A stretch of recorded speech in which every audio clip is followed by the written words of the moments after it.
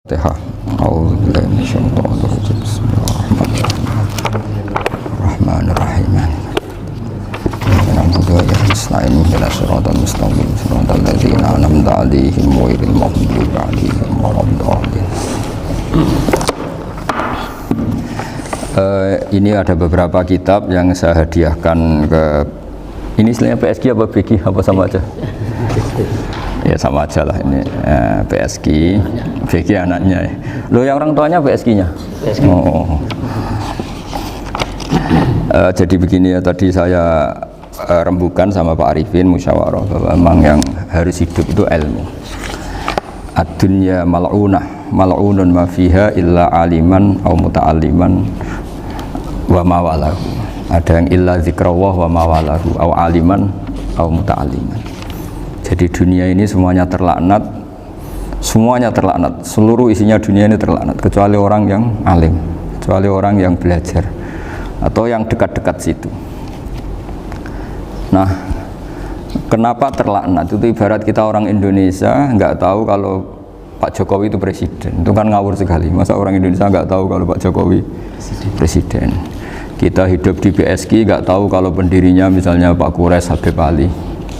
Nggak tahu kalau ustadznya Pak Arifin, Pak Wafa, itu kan ngawur sekali. Nah, andai kan tidak ada pelajaran, maka kita nggak tahu kalau Tuhan kita Allah, itu kan ngawur sekali. Nempat di buminya, makan rezekinya, kita menikmati fasilitasnya, tapi nggak tahu yang punya. Nah, sehingga di sini kadang orang-orang humanis protes, masa orang-orang kafir yang amal nggak diterima Allah, agama ini kok kayak sadis. Sebetulnya bukan gitu cara pandang. Bagaimana diterima sementara mengamalkan harta yang tidak miliknya. Itu kan ibarat saya punya uang 1 miliar terus disedekahkan Pak Wafa ke Pak Arifin, terus dia bilang ini dari saya, tolong diterima. Terus Pak Arifin bilang makasih dunyane mbahmu tak kan gitu kira-kira. Ya jadi itu logika kenapa ngamalnya orang kafir gak diterima, karena nggak ngaku yang punya.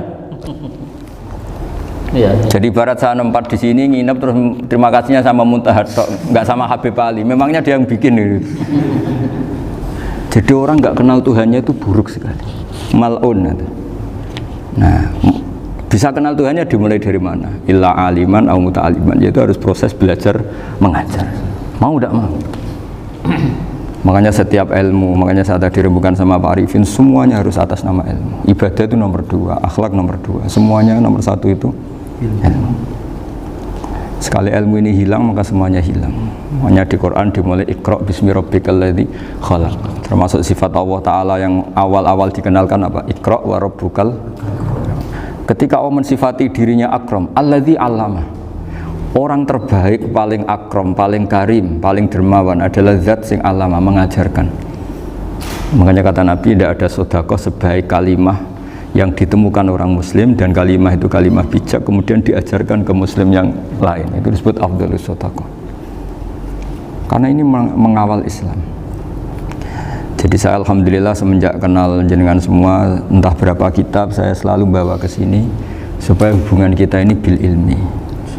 Nah, karena hari Syajaratul Ma'arif beberapa kali sudah saya baca, ini tak ijazahi kitab Bajuri ya, sarahnya Fathul Qorib. Ini dikarang oleh Rektor Al-Azhar di eranya, termasuk Syekhul Azhar, Imam Bajuri, Pak Imam Bajuri. Di sini saya ingin terangkan kitab Dzabaih, tentang, ya didengerin saja kalau nggak bawa kitab ini, yang takrib sama sarah, supaya sampean tahu kenapa harus ada sarah. Ya, saya ulang lagi, kenapa harus ada apa? Sarah. Sarah itu penjelas. Karena kelemahannya matan apapun sempurnanya, seorang lagi, kelemahannya matan apapun sempurnanya itu pasti ya nggak sempurna, namanya manusia. Dan tidak sempurna ini menjadikan kadang salah paham, sehingga mau tidak mau harus ada apa? Sarah. Jadi misalnya begini ya, di matan misalnya diterangkan zaman matan, penyembelian itu harus pakai bismillah. Kalimat harus ini harus dengan arti taruhan sah tidak sah, apa harus sebagai etika, apa harus sebagai supaya kebiasaan baik ini bertahan. Saya ulang lagi ya, misalnya Pak Arifin dawuh teng jenengan cung nak nyembelih pitik kudu maca bismillah. Kalau kamu memotong hewan harus baca bismillah. Kata harus itu apa artinya syarat sah? Sehingga kalau tidak baca tidak sah. Apa keharusan dalam makna etikanya harus baca bismillah. Jadi urusannya hanya apa? Etika atau afdoliyah. Atau kita tidak ingin kultur baca bismillah itu hilang, sehingga barang tidak wajib pun kita wajibkan supaya kultur baca bismillah itu tidak hilang. Nah, Imam Syafi'i itu milih yang tidak wajib. Itu hanya urusan etika. Sehingga dhabihatul muslim meskipun nggak baca bismillah baik secara sengaja maupun lupa tetap halal ya, tetap sah, tetap halal. Tapi beberapa ulama mengatakan baca bismillah itu wajib dan menjadi syarat sah. Ya kira-kira karena pamit tadi, yang beri nyawa itu Allah, kok apa yang menghilangkan nggak pamit, sudah menghilangkan nyawanya ayam dimakan lagi.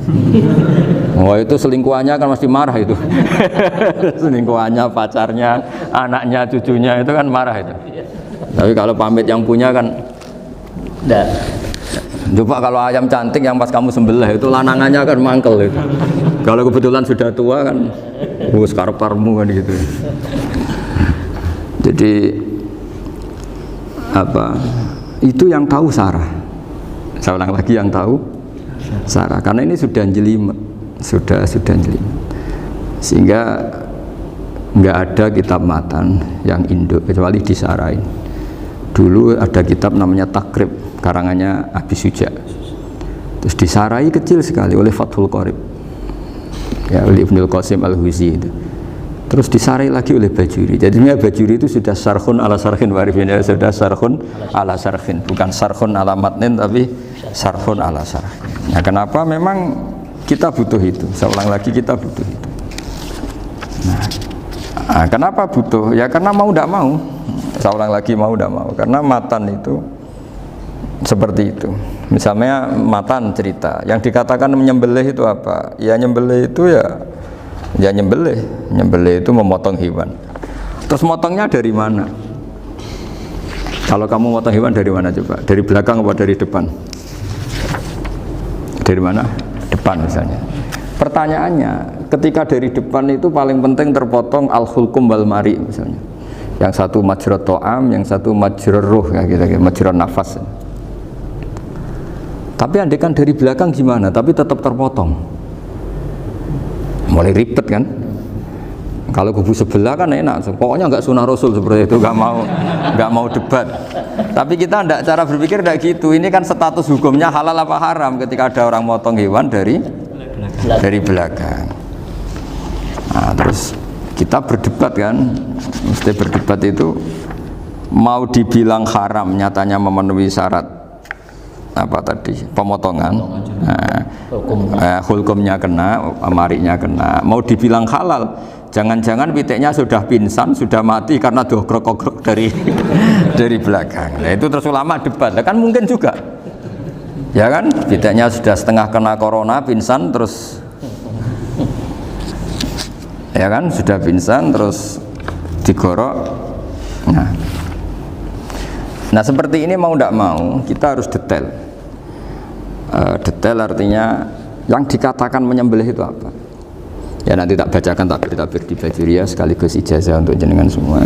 Saya tadi alhamdulillah ketemu Pak Arifin lama, ngendikan panjang lebar tentang pentingnya ilmu. Yang dikatakan nyembelih adalah mematikan hewan yang hidup dengan kaifiyah syariah. Saya ulang lagi, mematikan hewan yang hidup dengan kaifiyah syariah. Nah kalimat hidup ini mulai masalah. Hidup yang apa? Misalnya ada hewan, saya sering kalau ngaji cerita, ada ayam jago ketandang mobil, ketabrak mobil, kejet-kejet, nggak kamu sembelih pun 1 menit lagi pasti meninggal. Ini kan hanya koordinasi prosedur saja. Karena prosedur ayam mati harus kejet-kejet, nggak boleh nggak langsung peletes mati, nggak boleh. Nah pertanyaannya, ketika kejet-kejet ini kamu sembelih, itu halal apa enggak? Wong andaikan tidak disembelih juga sudah mati. Artinya enggak, penyembelihan ini kan tidak memberi kontribusi pematian, tapi enggak ngefek. Makanya terus ada perdebatan. Ada hayatun mustaqirrah, ada hayatun ittiroriyah, ada harokatu masbuh. Itu kalau enggak sarah enggak bisa. Lalu pertanyaan nakalnya begini. Saya itu betul pernah ngalami itu. Wayam jago itu kan mahal, apalagi kalau Bangkok kan. Saya pas jalan-jalan sama anak saya, sama jalan-jalan mau ke pasar itu di pertolongan tuwer mak. Gus iki halal ta ora? Kadang tanya orang awam, "Mus, halal-halal," kata saya gitu. Padahal andai kan tidak disembelih ya pasti mati. Suatu saat ada yang mengkonfirmasi lagi. Saya bilang kalau kiai ya tidak pantas makan ayam gitu, tapi kalau kamu tidak kiai ya pantas saja. Daripada rata halal lo geremeng eman kan ribet. Nah sebetulnya itu dalam mazhab Syafi'i itu tidak halal karena dia sudah tidak punya hayatun mustaqirrah. Karena tadi setengah menit lagi atau 1 menit lagi pasti mati. Kan dia belum mati karena koordinasi Israel saja, tetap yang nyambil itu. Tetap kan nggak segampang itu kan, tetap prosedur apa? Jalankan SOP. SOP-nya harus ada. Nggak boleh mati selonang-selonang itu, nggak boleh. Tetap ada SOP kata Pak Arifin ada SOP. Beliau kalau sama saya bisa guyon kalau. Nah, tapi misalnya nanti pertanyaan, tapi dalam mazhab Maliki itu diabaikan, hayat mustaqirrah, hayat ittiroriyah, hayat itu diabaikan. Cara berpikir Imam Malik lebih matematis. Kalau nggak disembelih itu matinya berapa menit? 1 menit lagi. Gara-gara disembelih dia mati sekarang. Berarti eksekutornya ya peso itu. Ya berarti peso itu memenuhi kriteria mematikan sesuatu yang masih hidup, hewan yang hidup dengan cara syar'i. Jadi andai kan ada rapat malaikat, matinya karena apa coba? Karena peso apa karena kecelakaan? Karena peso. Ya kan? Karena kalau nggak tanpa peso nunggu 1 menit, gara-gara disembelih langsung terjadi sekarang. Nah karena hukum halal ini yang menarik dan menguntungkan. Di bab ini orang jadi Malikiyah semua. Mana maksud saya? Jadi kita ini sebetulnya Syafi'i pecundang gitu. Syafi'i partai politik. Jadi kalau sedang tidak menguntungkan ya kata siapa kita Syafi'i banget? Tidak juga itu. Ya, jadi karena tadi ya kalau pada level pada level perdebatan ulama itu ada tadi ya, ada seperti itu, ada hayatun mustaqirrah, ada hayatun ittiroriyah, ada harokatul masbuh. Jadi tak baca ya supaya dapat barokahnya ulama ya. Jadi tak baca redaksinya. Ini di halaman, terus kitab ini saya tinggal sebagai amal saya, keluarga saya, sebagai penghormatan saya sama Habib Ali, Habib Qures, Habib Hussein semuanya, Pak Arifin dan Bismillahirrahmanirrahim. Wa'lam, ini halaman 562, ikutnya bab kitab Ahkamis Sayyidi wa Dzabai. Ya, jadi nanti yang mungkin kalau beda halaman cari di babnya kalau beda halaman cari di babnya. Karena kadang beda halaman Pak Arifin. Kalau cetakan sekarang enggak. Beda penerbit, beda. Iya, kadang beda juz pun. Kayak Ikhya sekarang tuh sampai 6 juz. Zaman kita ngaji kan 4 ya. Sekarang ada yang 6, ada yang ribet cetakan sekarang ya. Di atas ada 10. Satu Ikhya itu. Hurufnya dibesarin. Ikhya biasa. Iya, ada yang sama. Karena ngerti zaman akhir paling sudah agak buta huruf. Saya tuh dulu punya guru terakhum sudah sepuh. Itu baca gini nggak bisa, Pak. Jadi kalau di kelas harus dituliskan pakai spidol. Mulang Minhajul Abidin, sudah sepuh sekali. Kalau ngajar itu nggak bisa jalan, udah pakai becak. Itu yang nulis agak kurang ajar. Nulis CDE biar cepet bar. Jadi kadang itu itu. Beliau masih semangat, tulisannya habis. Loh kok sentek jeng. Terus ya wes. Jadi nulisnya di HVS baru dulu. Udah cepat selesai. Iya. Nah kalau beliau pakai kitab sudah nggak perso itu. Anak-anak wah nulis sidik benang bar. Ribet. Saya ulang lagi ya. Jadi yang mau saya baca tadi itu logika fikih ya. Fikih itu berpikir ya. Di mana-mana namanya menyembelih itu dari hidup dimatikan dengan kaifiyah syariah. Kaifiyah syariah ini tidak boleh kamu nyontohkan harus disembelih, keliru juga. Karena untuk hewan yang berat atau hewan liar cukup dipanah asal ma'an harodama yang bisa mengalirkan darah. Jadi makanya saya umumkan bikaifiyatin syariah Pak Arifinnya kan tidak harus motong kan bentuknya. Kalau hewan liar kan atau sapi kurban liar kan, sapi kurban ucul liar kan boleh dipanah, boleh macam-macam. Nah kalau tembak bisa diperdebatkan karena daun serapi Pak Arifin. Jadi bisa debat. Meskipun ada yang bilang boleh tapi bisa debat lagi kan. Karena daun serapa? Api Pak Arifin. Iya. Tapi ini saya cerita umumnya bikaifiyatin syariah. Nah, karena kalimat hewan hidup. Ada kalimat hidup. Hidup yang apa kan pertanyaannya? Hidup yang sudah kejet-kejet, misalnya sudah koma, udah kena corona, disentak istrinya itu. Apalagi ayamnya menyaksikan pasangannya diselingkuhi, wah itu sudah stroke itu dia. Itu. Nah itu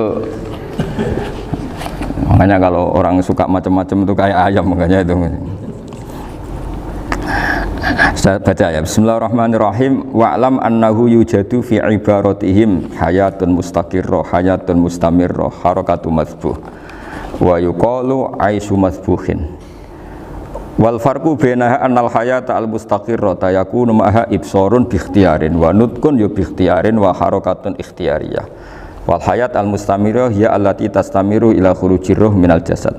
Wa harakatul masbuh yallati la yabqa maha ibsarun bi ikhtiyarin wala nutkun bi ikhtiyarin wala harakatu ikhtiyariyah bal yakun maha ibsar wa nutkun wa harakatun ittirariyah ini wa ba'duhum farraqa bainahuma sampai seterusnya. Jadi ini perbedaan-perbedaan pandangan ulama. Nah, Imam Malik itu mengabaikan semua istilah itu, sing penting pas mbok sembelih iku kecelok urip, cara wong Jawa iku kecelok urip. Cek hayat mustaqirrah, cek ittirariyah, cek harakatu masbuh, pokoknya kecelok urip. Ini kecelok urip bisa dibilang masih hidup. Karena kalau bisa dibilang masih hidup, kamu sembelih, tetap nanti rapat malaikat kira-kira gitu. Ini matinya karena apa? Karena kecelakaan. Oh kalau kecelakaan 1 menit lagi matinya dong. Tapi kan matinya sekarang ya karena disembelih. Nah tadi saya bilang sebenarnya mazhab Syafi'i itu tidak seperti itu. Karena Imam Malik menghalalkan, biasanya penggemarnya lebih banyak di bangsa halal itu kan. Penggemarnya masih banyak. Tapi ya sudahlah, itu masih ahli sunnah karena salah satu dari mazhab 4. Tapi logikanya juga masuk. Jadi kita bukan sekedar taklid ke Imam Malik, tapi kalau kita ikhtiyat ikut Imam Syafi'i ya monggo, karena mungkin secara medis karena mengalami seperti itu mungkin tingkat kesehatannya apanya sudah ya sudah lah, yang penting makanya terus orang Jawa pinter, nak PTE jago ya halal, nak cilik enggak lah. Itu kan ibarat perdebatan antara kepiting sama yuyu. Yang menghalalkan kepiting itu mengharamkan yuyu, tahu yuyu yang kecil di sawah ya. Tak tanya kenapa yuyu halal, karena amfibi Gus, bisa hidup di dua alam. Memangnya kepiting enggak? Oh beda. Ternyata beda maksudnya. Eman Gus kalau haram. Eman kan kalau yuyu haram kan nggak ngefek kan. Kecil. Ini mufti kok. Oh udah kadang halal, udah kadang makan selama ini. Iya selama ini udah kadang makan itu. Makanya banyak kiai yang mengharamkan kepiting sebetulnya, tapi minoritas kan. Tapi yang mengharamkan yuyu mayoritas, wong kecil aja. Jadi kita ribet ikut siapa gitu. Kata siapa ahli fikih gak mikir untung rugi. Makanya saya ini bingung, jadi saya ini kan kiai ya, kiai betul. Susah kadang jadi kiai. Sebagian guru saya itu mengharamkan kepiting. Nah kalau kayak dolan di daerah Juwono Mas Nafis, daerah itu penghormatan tertinggi santri itu kalau nyugoi kiainya kepiting, karena itu makanan termahal. Bingung kan dia? Mau tidak makan itu kayaknya dipersiapkan betul Pak Ribun. Udah ada effort ya. Warna nyari yang mahal kan. Mau makan itu sebagian guru kita mengharamkan. Akhirnya ya ada darurat tadi. Makan sekadarnya. Kalau saya habis 3 pasti israf. Kalau habis 1 prosedur hormat yang nyugui. Itu susahnya jadi kiai. Kalau kamu kan tidak kiai, mumpung gratis. Enaknya gak jadi kiai kan itu Mas. Pertimbangannya mumpung gratis. Sudah gitu masih mun dibutuh mawon, makai dibutuh mawon. Oh digawa tenan. Tapi sebetulnya ada sisi naif dari yang bilang halal tadi. Ketika yang bilang naif itu versinya, tapi ya nggak apa-apa, semoga dimaafkan Allah. Naifnya tadi, tapi saya tidak tapi itu masalah khilafiyah ya. Semoga yang mengatakan halal juga benar, karena punya perhitungan iman tadi. Tapi yang bilang halal itu tak tanya, yuyu itu halal apa haram? Lucunya jawab haram semua. Yuyu bahasa Indonesia nggak ada kayaknya. Enggak tahu juga saya apa. Yang penting paham tapi yuyu, yang kecil itu. Kecil. Ya. Itu kalau diharamkan nggak ada yang protes ya? Nggak ada. Tapi kalau kepiting? Nah, ini pakai model apa? Coba Pak Wafa, kalau alasannya amfibi, yuyu sama kepiting sama enggak? Kalau alasannya amfibi, hidup di dua alam. Ya, sama-sama. Sama-sama. Kenapa kepiting jadi halal? Besar. Lebih bernilai yang ini. Ini juga mufti model baru. Mungkin muftinya menghalalkan itu. Iya makanya itu.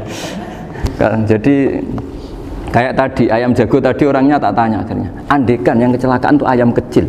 Kamu tanya saya enggak? Ya enggak, terus langsung tak buang. Kan langsung dibuang. Berhubung ayam besar. Eman kan.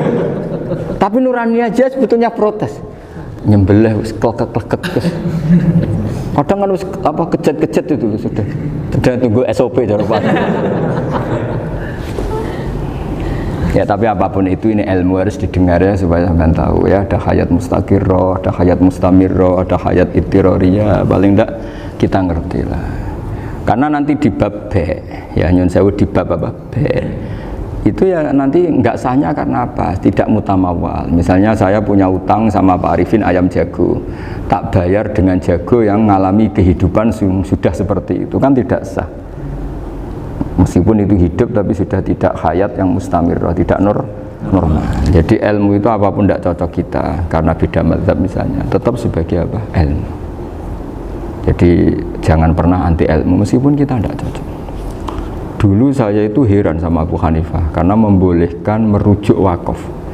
Wakaf itu kan nggak boleh ditarik kembali dalam mazhab Syafi'i dan hampir semua ulama bilang gitu. Tapi kalau kata Abu Hanifah, jika nazir yang nerima itu tidak sesuai rencana kita, keinginan kita itu boleh narik kembali. Fa innal waqfa atiyatun makhdah, kata beliau, wakaf itu ya pemberian normal saja. Suatu saat ada peristiwa gini Pak Arifin ya, ada orang kaya raya mewakafkan tanah itu senilai kalau nggak salah itu 60 miliar. Singkat cerita beliau bermain apa gitu, bisnis apa itu bangkrut. Kemudian itu belum disertifikatkan wakaf. Kemudian nggak ada yang disawang coro Jawa, nggak ada yang dilihat, terus mau dibeli sama nyuwun sewu sampai yang mau beli yang mampu itu non muslim. Singkat cerita ada orang kaya muslim yang mau beli itu tapi ada problem karena itu wakaf. Tapi kalau nggak dibeli itu malah dibeli non muslim. Tanya saya, akhirnya saya jawab nggak apa-apa dibeli saja, ngikuti mazhab Abu Hanifah. Karena kalau mazhab Syafi'i itu nggak sah semua pembeliannya. Tapi apa artinya mazhab kalau kita berpikir nggak sah tapi yang jual melakukan? Nah itu yang nggak dipikirkan oleh orang-orang fikih yang di Menara Gading. Apa gunanya kita bilang nggak sah? Tapi yang punya tanah tadi tetap menjual. Karena tidak mengindahkan hukum itu, mau apa coba? Makanya saya bilang bagi tentang Gus itu nggak ada kaulnya dalam mazhab Syafi'i. Saya bilang kamu mengharamkan itu sudah tidak ada gunanya karena itu tetap dilakukan. Jadi kita pertimbangannya ndak itu, daripada dikuasai situ mendingan kita. Betul. Nah itu sisi-sisi fikih. Makanya ini kita ngaji fikih tidak segampang itu memberi fatwa karena pertimbangannya banyak Pak. Tidak hitam putih. Tidak hitam putih gitu maksud saya, ini cerita. Jadi nanti kamu ngerti. Jadi mau apa coba? Itu kan ibarat gini. Hukumnya kita ngajar perempuan itu masalah sebetulnya secara karena itu ajnabiyah. Tapi fikih mentoleransi li ajli ta'lim karena untuk belajar enggak apa-apa. Kalau sudah jadi fakta itu ribet. Dia maunya belajar sama kamu dan sekali kamu tidak mau belajar ke yang lain yang potensi menyesatkan. Jadi fikihnya bukan masalah nazar lagi, sudah penyelamatan. Ribet kan kalau sudah begitu. Saya punya kenangan yang menurut saya itu harus jadi trauma. Siapapun harus jadi trauma. Ini cerita sedikit. Ini masih ngaji fikih, pertimbangan fikih. Ada orang itu sangat khusyuk, Pak. Sangat khusyuknya di rumahnya Pak Wafa itu nggak ada TV, nggak ada motor, nggak ada apa saja.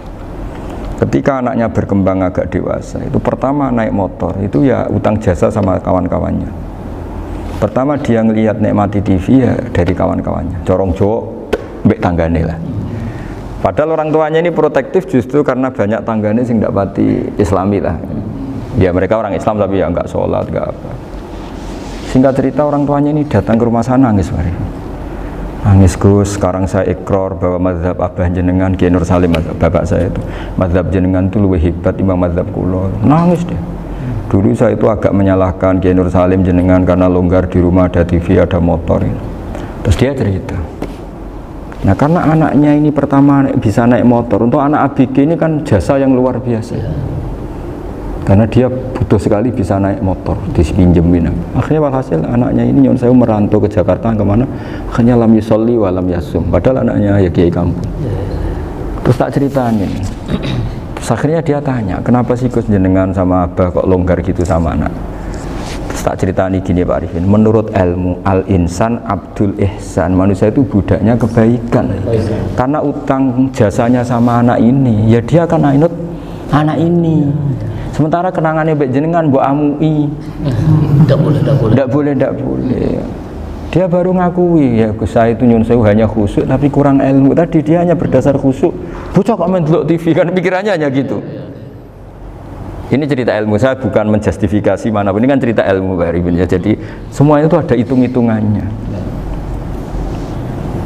Coba kalau kita terlalu stakung be anak pertama naik motor jasanya orang nggak sholat ya, pertama roh TV jasanya orang nggak sholat.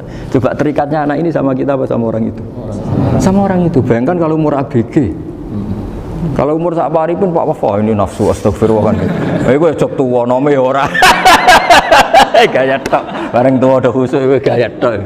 Aslinya namanya bodoh. Ya saya sama-sama semua. Cuma saya kan lebih jujur dari biasa.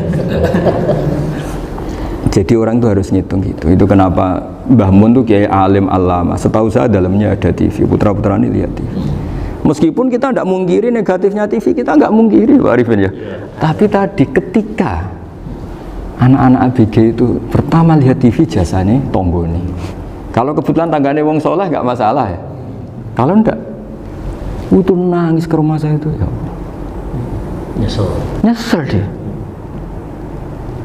Tapi saya bilang gini, ini jenengan tiang soleh, mesti anak jenengan suatu saat kembali. Coba pola jenengan harus rubah. Ini hebatnya Nabi. Ketika Sayyidah Aisyah masih kecil, minta diperlihatkan Li'bul Habasyah. Itu ya diturutin kan masyhur itu. Kayak apa Nabi? Karena kalau nggak diturutin, pasti Sayyidah Aisyah akan ngidolakan mainan yang lain yang di luaran sana malah. Itu karena Nabi punya kearifan tadi. Jadi ini kan ilmu, lagi-lagi ilmu. Jadi yang semua itu harus dibaca dengan ilmu. Makanya kata Nabi, ad-dunya mal'unatun mal'unun fiha illa dzikrawah wa ma'alalahu aw aliman aw muta'alliman. Karena dunia ini hanya bisa dibaca dengan ilmu. Yang diridai Allah maksud saya hanya bisa saya itu banyak kenal menteri, kenal pejabat. Tapi saya tidak pernah melihat itu sebagai pejabat. Melihatnya itu orang yang ingin belajar agama. Karena sekali salah melihat, yang hidup itu tamaknya Pak Arifin. Yang hidup kan tamaknya. Saya kenal orang kaya kok melihat kayanya, yang hidup itu tamaknya, ingin dapat ini, dapat. Tapi kalau melihat itu sebagai hamba Allah yang ingin belajar, insya Allah kita selamat dari tamak. Meskipun kita ya manusia tidak sempurna. Setidaknya ketika dia lomo atau tidak lomo, nyalami template apa tidak ngefek, karena kita melihat ini mau belajar. Tapi kalau kamu didorong tamak, katanya orang kaya ternyata nggak tahu haknya kiai, ribet kan? Ribet. Ya kalau kamu punya santri cantik ya lihat itu sebagai santri kamu. Jangan melihat ini mau nggak sama saya, kalau enggak ya wah ya ribet kalau gitu. Ini anak-anak muda harus dilatih ikhlas, bahaya ini santri-santri sampean kalau nggak dilatih ikhlas ini bahaya. Karena ini belum punya penggemar pejabat, paling ya anak-anak yang ya tadi ABG. Jadi lah Sarah kembali lagi Sarah itu membicarakan itu detail. Jadi ya makanya kenapa orang mati yang lahir langsung meninggal itu nggak wajib disolati. Alasannya di fikih ya lucu. Karena dikatakan sholat mayit, di mana-mana mayit itu sabakohu hayatun. Di mana-mana namanya mati itu terdahului oleh hidup. Nah ini nggak pernah hidup langsung mati. Jadi fikih itu ya kadang lucu. Ya gitu aja alasannya. Kamu nyolati apa? Mayit. Kenapa kok mayit? Jadi mayit itu namanya mayit. Orang mati. Orang mati. Orang mati artinya pernah hidup. Nah itu Sarah. Jadi ketika matan hanya cerita wasiktu alladzi lam yastahila, nggak pernah nangis, lam yusalla alaih. Sarah bilang mergo ora tau urip. Kalau nggak pernah hidup berarti nggak bisa dikatakan mati. Kayak sampean miskin itu kan nggak bisa dikatakan bangkrut.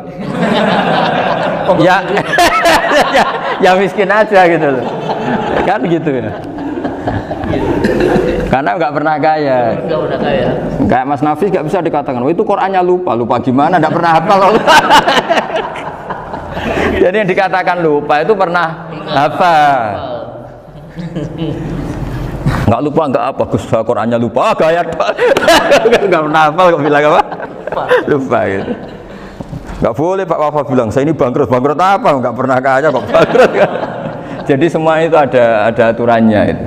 Nah itu sarah, lagi-lagi sarah. Jadi kita kan banyak yang syarhun ala syarhin. Jadi kayak kitab takrib itu disarai Fathul Qorib. Jadi Fathul Qorib itu sudah sarah. Disarai lagi Bajuri. Nah, itu termasuk cerita itu ya. Cerita-cerita.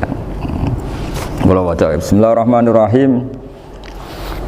Ya, wa yakunu qad dzukira daf'atan wahidatan la fi daf'ataini islam tujad al hayat al mustaqira inda daf'ati saniyah amma idza wujidat al hayat al mustaqira daf'at saniyah fayakhilu al masbuhu aidan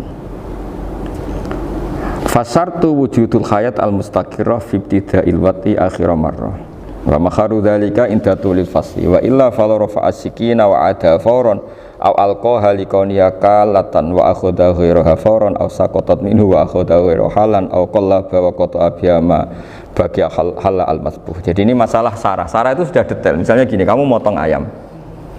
Motong ayam harus sekaligus shred jadi. Jangan sampai nyuwun sewu 2 kali. Jangan-jangan misalnya gini, ayam tak potong pas ke kiri separuh. Ya, ke kiri separuh apa hulkumnya. Pak Arifin datang, Assalamualaikum Gus Pak, waalaikumsalam, terus santai jagungan dulu. Jagungan sampai pesonya itu nggak meneruskan. Bareng-bareng balik salam, ingat lagi loh ayam saya ini. Ketika saya meneruskan ini, potensi ayam ini sudah mati atau sudah hidup yang ini masih mazhab Syafi'i loh ya. Atau sudah hidup yang sudah tidak normal. Artinya apa? Penyembelian kedua yang mengeksekusi tadi sebenarnya mengeksekusi barang mati. Yang penyembelian pertama tidak bisa dikatakan penyembelian karena tidak sampai mati, penyembelian kedua berstatus setengah mati. Nah, kalau seperti itu maka haram. Nah, kecuali itu dilakukan secara fauron. Fauron dicontohkan nyembelih ternyata pesunya kedul terus ngambil yang lain, tapi fauron langsung atau terjatuh ngambil langsung. Ya itu boleh karena ditoleransi. Tapi kalau kalam ajnabi kata tadi mohon Pak Arifin. Sebutnya Pak Arifin sih alhamdulillah sehat. Jaminan mau rawuh. Dari ayamnya asem mana. Ini harus sebar. Ini orang ngawur betul. Jadi, lah itu sarah. Bicara sampai detail itu sarah. Jadi ada sekian kemungkinan. Jadi ya, jadi termasuk yang diandaikan apa? Nah, hayat mustaqirah itu batasnya yakunu maha ibsorun bi ikhtiarin wa nutkun bi ikhtiarin wa harakatun ikhtiyariyah. Hayat mustaqirah itu kalau dia betok-betok itu ya karena karepnya. Maksudnya gini, gamane cara roh pitik wedok engkek yo cek karepe dhewe. Cara dia melihat peso itu karepe ya masih lari. Jadi misalnya ada ayam. Ayam kita sembelih baru luka sedikit. Belum sampai andaikan dibiarin ya mungkin suatu saat sembuh, luka. Terus melihat kamu lari ketakutan karena kamu dianggap gladiator, killer lah. Nah itu berarti punya hayat mustaqirah. Tapi sudah kalau kamu sembelah karek ngeriwit, roh kue serawedi, ya kan?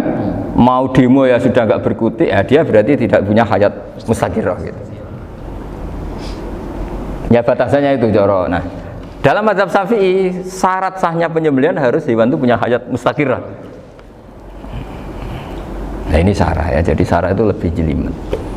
Nah makanya kenapa tidak boleh nyembelih pakai yang tumpul Mas Nafis? Takutnya ayamnya itu mengalami dohtoh, atau kok ditekek. Jadi misalnya sama nyembelih pakai peso tumpul, ini kini ketekek, takut. Kan dia misalnya ayamnya jantungan, roh peso wis setruk kan, udah gitu ketekek. Nah itu mati dulu pasti itu. Siksa. Jadi pas diongok-ongok ini sudah mati. Jadi nanti kalau di akhirat, sebetulnya saya sudah mati loh, ngawur. Wah apalagi nganggo keris naga sosro, wah itu sudah gereng sakti kan diginikin tok sudah mati kan. Makanya bahaya nyembelih pakai keris-keris sakti karena sebelum terpotong sudah mati saking saktinya apa keris itu misalnya gitu. Baru nempel. Makanya nanti suatu saat ada pertanyaan ini, boleh enggak nyembelih ayam orang yang rainya itu sangar? Wah itu haram, kena. Oh itu mesti mati dulu. Kumisen tatonan apa? Ya bodoh. Iya kayak algojo. Ayamnya jenis apa? Stroke ya? Jenis penakut. Pas mau disembelih gitu. Tidak mati. Jadi hati-hati ya nyembelih ayam. Jadi kalau orang kampung Pak Arifin ya, orang kampung mudin kampung. Mungkin kalau orang kota sudah nyuwun sewu gak peduli. Kalau orang kampung itu apa itu Pak Arifin? Kalau nyembelih jago itu sampai apa itu? Ilatnya dikeluarin dong. Oh iya. Apa ini? Iya karena takutnya katanya beberapa yang kaget itu kelek apa? Ketelan. Iya ketelan ya. Ya itu ya ada kearifan gitu tapi ya terlalu ya menyiksa ayam. Tapi memang potensi katanya Pak Arifin. Katanya yang ahli-ahli itu ya. Jadi kalau dia jago ya mau disembelih, saking takutnya itu. Kalau orang Jawa kalau takut kan yang ngelek idu ya. Orang Jawa loh ya. Itu kalau orang takut kan kadang apa kayak nah ayam itu nak ketakut kadang ininya terus apa lidahnya masuk akhirnya pas disembelih ini nggak kena. Nah makanya terus banyak mudin yang punya ikhtiar tadi pernah lihat Pak yang ayam jago itu ilatnya ya itu ya tidak wajib cuma tidak bisa kita salahkan tapi kata penyembelih yang lain tak tanya eksekutor yang lain pokoknya rodok dipenek Gus itu seraiso. Saya belum pernah nyembelih ayam karena ini kan selain nggak profesi saya juga nggak mentolonan saya. Tapi ini beberapa kefiah ya, yang penting kita tahu ilmunya. Yang paling pokok itu qatul khulqum wal mari ya kira-kira dalan sing digo nafas sama digo makanan tadi ya. Tapi itu tadi caranya semua itu harus apa tadi mengalami atau masih punya hayatun mustaqirah. Nah takutnya dalam konteks nyembelih yang apa tadi saya bilang separuh tadi itu jamnya normal enggak itu sudah jam 11 ini Jam 10 Cepetan juga. oh jam mati almarhum itu enggak halal disembelih itu sudah maitah ya 10, 13, 10, 14 kan. iya ya makanya saya bingung lihat jam.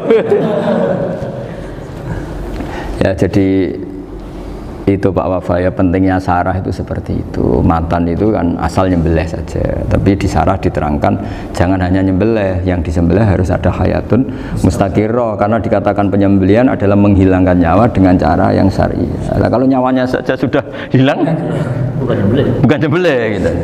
Nah potensi itu ada ketika jago kamu sembelih pakai yang tumpul ini ada dokhtoh.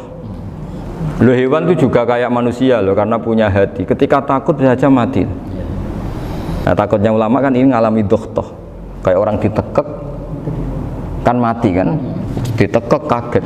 Contoh gampang gini orang ditekek perempuan kemungkinan mati itu kecil karena murni hanya ngalami pernafasan. Tapi nak ditekek wong gagah tatonan kan terus dua reaksi tubuh takut sama gak bisa bernafas itu kan lebih cepat apa? Mati. Kira-kira kan gitu. Lah ini sudah takut dongok-dongok itu kan nyiksa. Saya sering ketemu orang yang ahli nyari ular, nyari apa. Itu ya gitu. Filosofinya sama seperti orang perang. Harus bikin takut. Iku kewan Gus nak disewentak, iku telelekan. Jadi telelekan itu apa Pak Anda bicara bahasa Batawi ini itu. Orang kaget terus terpaku itu. Teorinya Khalid bin Walid kan gitu. Kalau perang supaya musuh takut. Kamu tahu kami siapa? Gertak gitu ya. Ayat ji'na biqaumin yuhibbunal mauta kama tuhibbunal hayat. Kita ini bawa pasukan yang mereka mencintai mati kayak kalian mencintai hidup. Pasukan kami ini wah darwis, berani modar ya wis gitu. Kira-kira gitu kalau bahasa Jawa itu. Gertak mati. Berani mati. Akhirnya musuhnya kan nah, di antara syaratnya perang kan gitu harus bikin musuh itu takut, gemeter. Nah telelekan itu gampang gitu loh. Telelekan itu pokoknya tadi loh Pak Arifin, kepaku tadi. Agak berkutik. Paham ya? Nah jangan-jangan ayam yang kita sembelih mau wis wedi dongok-dongok mati duluan gitu. Nah, makanya terus kata musannaf kalau bisa itu wa yakunu madzukira bidafatin wahidah. Kalau itu usahakan sekali jadi. Tapi itu bukan berarti syarat sahnya harus sekali jadi. Kira-kira karena tadi gak kebayang kan kalau baru separuh tak Assalamualaikum Gus Pak, Waalaikumsalam Pak Arifin, sebuti kabarin. Baru itu terus ingat, diteruskan lagi. Kemungkinan ini sudah mati apa? Nah, makanya ya tapi lagi-lagi ini sarah ya, tak baca bismillahirrahmanirrahim wa yakunu qad umadzukira daf'atan wahidatan la fi daf'ataini fa innahu yahrumul masbuh hina idin. Kalau dua kali, tapi dua kali maksudnya yang satu kali ini mengakibatkan kematian. Dikatakan penyembelian belum sempurna, dikatakan hidup toh nanti pasti mati, berarti tidak mengalami hayatun mustaqirah. Paham ya? Jadi ini semoga dapat barokah dari para ulama. Jadi saya mohon nanti Pak Wafa, Pak Muntaha, teman-teman jangan hanya baca matan ya, pada level alim itu harus baca syarah karena matan itu nyuwun sewu tidak cukup untuk menjawab sekian kemungkinan. Nah, syarah itu sono fardul masalah. Ya Pak Arifin ya, mengandaikan masalah meskipun belum terjadi ya pengandaian sehingga nanti kalau terjadi kalau militer itu apa? A, B ya? Alternatif gimana? Kalau strategi itu kalau ada sekian A, B, C. Kalau A gagal, B sudah siap. Oh, militer. Jadi kalau masuk surga pintu satu nggak bisa? Itu kedua. Lewat teras Gus. Ini sembrono. Bagi Al-Fatihah. Bismillahirrahmanirrahim. Shiratal mustaqim shiratal ladzina an'amta 'alaihim ghairil maghdubi 'alaihim waladdallin. Pun guys,